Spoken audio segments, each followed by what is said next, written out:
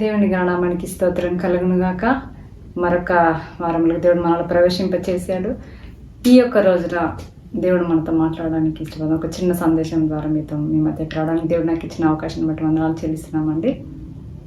సామెతలు 10:22 యెహోవా ఆశీర్వాదము ఐశ్వర్యం ఇచ్చును, నరుల కష్టం చేత ఆశీర్వాదం ఎక్కువ కాదు. హల్లెలూయా.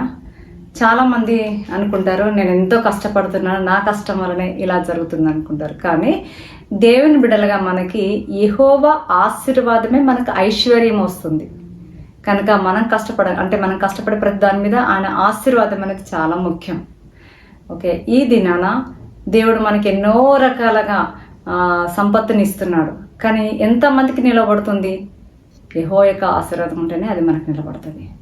సరే, అలాగనే క్రైస్తవ బిడ్డలమైన మనము, లేకపోతే దేవుని బిడ్డలం అనుకునే ప్రతి ఒక్కరు కూడా ఖచ్చితంగా కీర్తనలు 3వ అధ్యాయాన్ని హృదయం అందు పెట్టుకోవాలి. ఎందుకు అని అంటే మనము ఈ యొక్క దుష్ట లోకంలో ఉంటున్నాం కనుక మరి యథార్థత, మంచి మనస్సాక్షి కలిగి జీవిస్తున్నప్పుడు మన చుట్టూన్న లోకము మనల్ని నమ్మదు. అంతేకాదు, అసలు వీళ్ళు దేవునిలో ఉన్నారట, వీళ్ళకి ఎందుకు ఇలాగ అయిపోతుంది, ఎందుకు లేవలేకపోతున్నారు, ఎందుకు నిలబడలేకపోతున్నారని చాలా విషయాలు అనుకుంటారు. కానీ చివరికి దేవుడు మామూలు వ్యక్తి కాదు. ఆయన సర్వోన్నతమైన స్థలంలో నివాసం చేస్తున్నవాడు. ఆయన సర్వశక్తిమంతుడు. ఆయనే సృష్టికర్త. ఆయన నమ్ముకున్న బిడ్డలను ఎప్పుడు కూడా సిగ్గుపడనీయడు. ఒక్కసారి నేను ఈ యొక్క అధ్యాయం చదివి మీకు వినిపిస్తాను. యెహోవా నన్ను బాధించేవారు ఎంతో విస్తరించి ఉన్నారు, నా మీదికి లేచేవారు అనేకులు. దేవుని వలన అతనికి రక్షణ ఏమీ దొరకదని వారు అనుకుని చెప్పేవారు చాలా మంది ఉన్నారు. నన్ను గూర్చి ఇలాగ చెప్పుకుంటారు, యెహోవా నీవే నా కిరీటం, అసలు దేవుని వలన రక్షణే దొరకదు అని అనుకుంటున్నారట. చాలా జాగ్రత్త సుమ. ఆయన కాలములు వేరు, మన కాలములు వేరు. ఆయన తలంపులు వేరు, మన తలంపులు వేరు. ఆయన ఉద్దేశములు వేరు, మన ఉద్దేశములు వేరు. మనం చిన్నగా భూమి మీద ఉన్నాం కాబట్టి చాలా తక్కువ, లేకపోతే మన పరిస్థితిని బట్టి, మన స్థితిగతులను బట్టి మనం ఆలోచిస్తాం కదా. ఆయన మహోన్నతుడు. ఆయన తలంపులు చాలా ఉన్నతమైనవి కనుక ఆయన ఉద్దేశం, ఆయన మన తండ్రి అయి ఉన్నాడు కనుక తన పిల్లలకు ఏ తండ్రి కూడా ఏ తల్లి కూడా ఏది కూడా కొదవ కాదు, కార్యకుండా చూసుకుంటారు. అలాగనే ఆ ప్రేమ గల దేవుడు, ఆ తండ్రి మనకి ఏది తక్కువగా చేయడు. ఇంకే 5వ వచనంలో చూస్తే కనుక యెహోవా నాకు ఆధారము కావున నేను పండుగను నిద్రపై మేల్కొందును.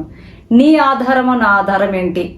మన తెలివా, జ్ఞానమా, చదువా, బలమా, బలగమా, లేకపోతే లోకంలో అధికారమా ఏంటి? క్రైస్తవ బిడ్డలుగా, క్రీస్తును కలిగిన బిడ్డలుగా నీకు నాకు ఆధారం ఆయన అయి ఉండాలి.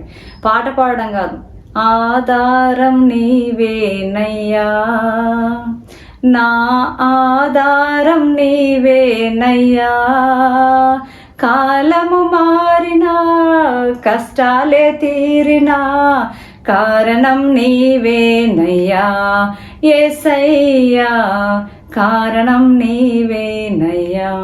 అవును, మనకి ఏదున్నా ఆయన లేకుండా మన తలలో ఆయన ఆజ్ఞ లేకుండా మన తలలో ఒక్క వెంట్రుక రాలదన్నప్పుడు మన బ్రతుకు, మన ప్రాణం ఎంత శ్రేష్టమైంది. ఆ పరిశుద్ధుడి యొక్క ప్రశస్తమైన రక్తము మన కొరకు కార్చాడు కదా. మనం చాలా శ్రేష్ఠులం, అన్నిటికంటే శ్రేష్ఠులం. ఆయనే చెప్పాడు కదా, పిచ్చుకల కంటే శ్రేష్ఠులం, పక్షుల కంటే శ్రేష్టం, సృష్టిలో ఉన్న సమస్తానికంటే శ్రేష్టం ఎవరంటే నీవు నేను మాత్రమే. మానవులము ఆయన స్వరూపంలో అందున్న మనమే చాలా శ్రేష్టమైన వరం కనుక మన ఆధారం ఆయనే.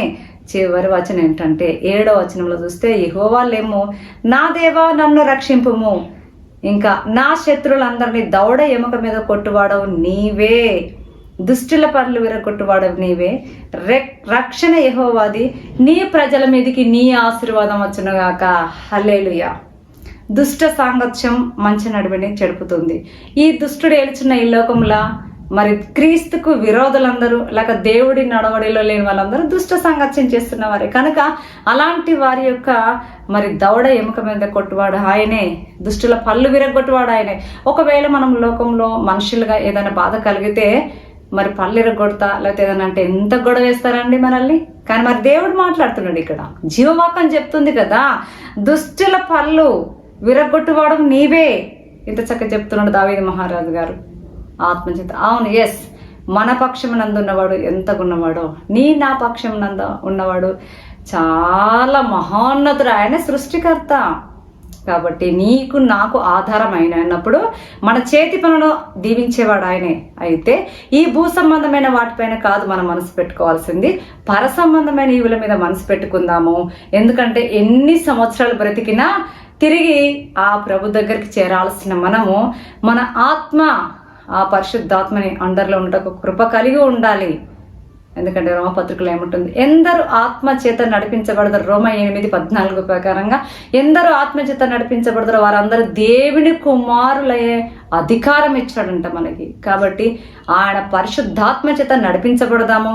ఆ పరలోకంలో చేరేంత వరకు కూడా ఈ వాక్యాన్నే మనం పట్టుకొని రక్షణ ఆయన చెప్తుంది, రక్షణ యెహోవాది, నీ ప్రజల మీదకి నీవు ఆశీర్వాదం వచ్చును గాక. అవును, అందరి మీద కాదు, ఆయన ప్రజలైన వారి మీదకే ఆయన ఆశీర్వాదం వస్తుంది. అది ఇహమందును పరమందును మనల్ని నడిపిస్తుంది, ప్రభుతో సదాకాలం ఉంచుతుంది. కాబట్టి మన ఆధారం ఎవరు, దేన్ని బట్టి భయపడుతున్నామో, మన మీదకి ఎవరు లేస్తున్నారు, దాని అన్నిటి మీద జయం పొందిన ఆ జయశీలుని పక్షాన మనం నిలబడగలిగితే, యెహోవా నా పక్షం ఉండగా నాకు విరోధి ఎవరు, ఎవరు లేరు. కాబట్టి ఈ మాటలన్నిటిని బట్టి మనం ధైర్యం వహించుకుందాము. మనల్ని ఆశీర్వదించి అభివృద్ధి పరిచి ఆయన సన్నిధానంలోకి నడిపించేవాడు ఆయనే. కాబట్టి ఆయన వైపుకి మనల్ని, మన కుటుంబాన్ని ఆయన చేతికి అప్పగించుకుందాము. మరి గొప్పగా ఆశీర్వదింపబడి ఆయన మహిమార్థమై జీవించడం గాక. ఈ మాటలు దేవుడు దీవించుగాక. చిన్న ప్రార్థన చేసుకుందామండి. తాళవంచుకుందాం. సర్వోన్నతుడ, సర్వాధికారి, మీకు వందనాలు చెల్లిస్తున్నాను. సకల ఆశీర్వాదములకు కారణమవుతున్న మా ప్రభువా, నీ పాదరొట్టి బ్రతిమాలుకుంటున్నాము నాయన. అయ్యా, నీ వాక్యమే మమ్మల్ని బ్రతికిస్తుంది, నడిపిస్తుంది, నిలబెడుతుంది.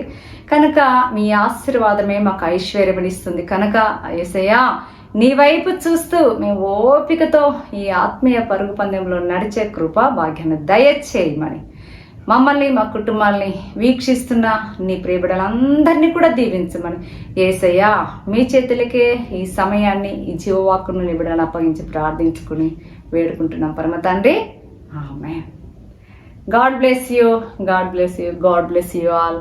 మీకేమైనా ప్రార్థన అవసరాలతో ఉంటే మాకు సంప్రదించండి. మా ఫోన్ నెంబరు మీకు స్క్రీన్ మీద కనబడుతుంది కనుక ఆ ఫోన్ నెంబరు సంప్రదించండి.